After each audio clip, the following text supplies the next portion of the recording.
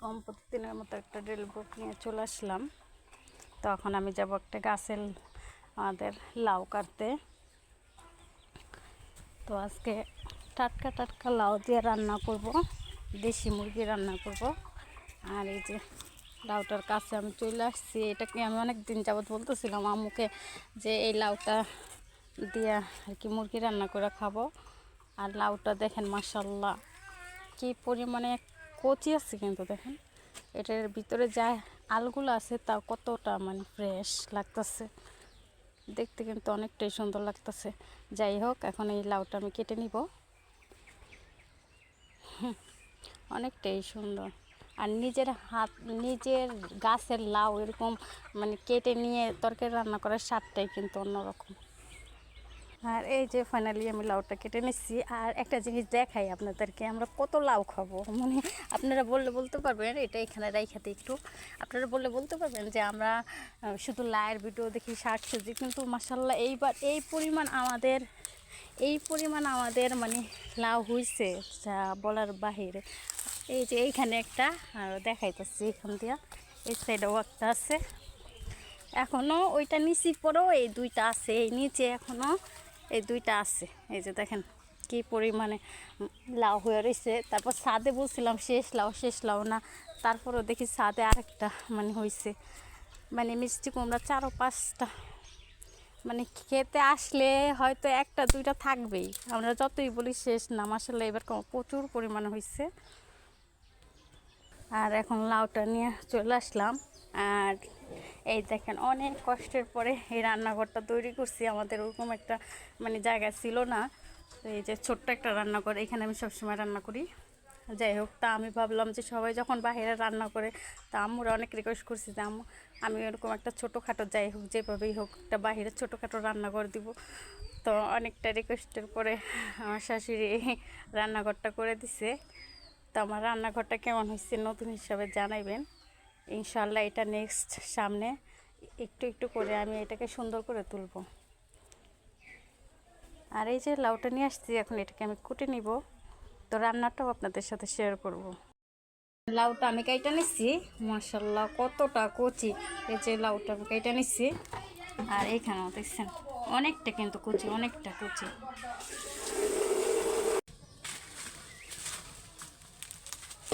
আর এইখানে আমি এই যে রান্নাটা বসাই দিচ্ছি, মশলাটা এই যে কষানোর জন্য দিয়ে দিচ্ছি। আর নতুন রান্না করা করতেছি।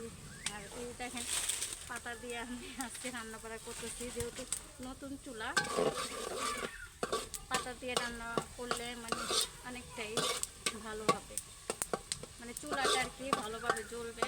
আজকে প্রথম, এই জন্য পাতা দিয়ে ধরে দিলাম, দেখা যাক কী হয়।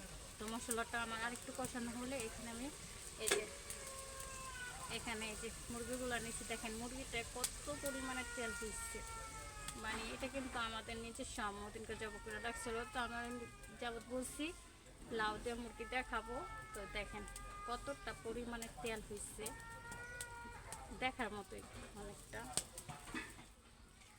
আর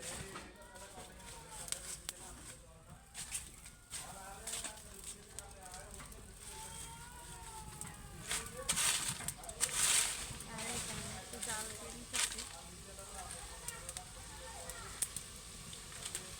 আমার রান্নাঘরটা কেমন হয়েছে অবশ্যই আমাকে কমেন্টে আপনারা জানাবেন।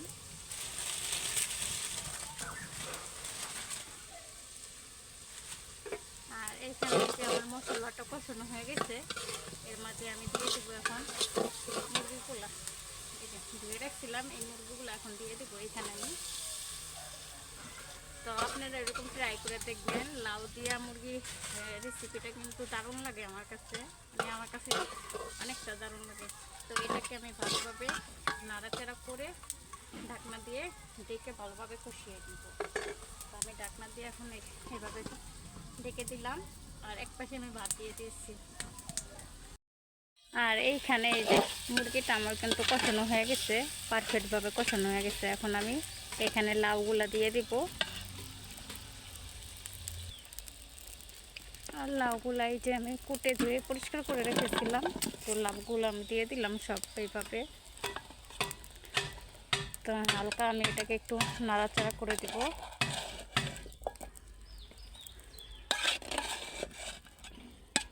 এই লাউটা কিন্তু বেশি মানে অল্প সামান্য পানি অ্যাড করলে চলবে, বেশি পানি দিতেও হবে না, কারণ একদম কড়া লাউটা।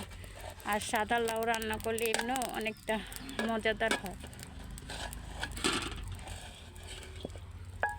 এখন লাউটা কষে সামান্য পরিমাণ পানি দিয়ে দিচ্ছিলাম, বেশি পানি দিই না এখানে আমি।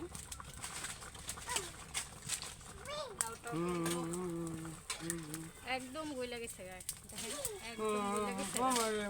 বেশি এটা রান্না করতে হবে না, অল্প পরিমাণ রান্না করলেই চলবে। আর এইখানে আর আমার ননদের মেয়ে দুষ্টুমি করতেছে, আব্বু আর আমার ননদের মেয়ে একটু দুষ্টুমি করতেছে এখানে। আর এখানে তো এই ফার্স্ট এইভাবে আমি রান্না করতে গিয়ে একদম প্রেশান বলেন। যাই হোক, আলহামদুলিল্লাহ অনেকটা খুশি আছি, তারপরেও আমি আমার নতুন রান্না করে রান্না করতে পারছি।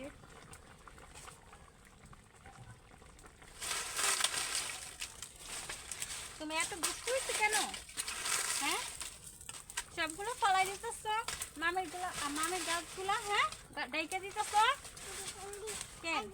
এখানে দেখো, এখানে দেখাই দিই, আসো তোমার দেখাই দিই, এখানে আসো, এখানে এই যে, হ্যাঁ বলো যে এটা দুষ্ট বলমু, এটা কি দুষ্ট?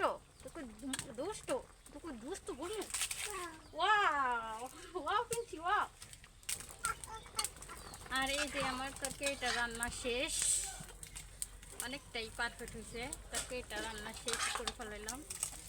তো আল্লাহ হাফেজ, সবাই ভালো থাকবেন। ভিডিওটা আমার এই পর্যন্তই।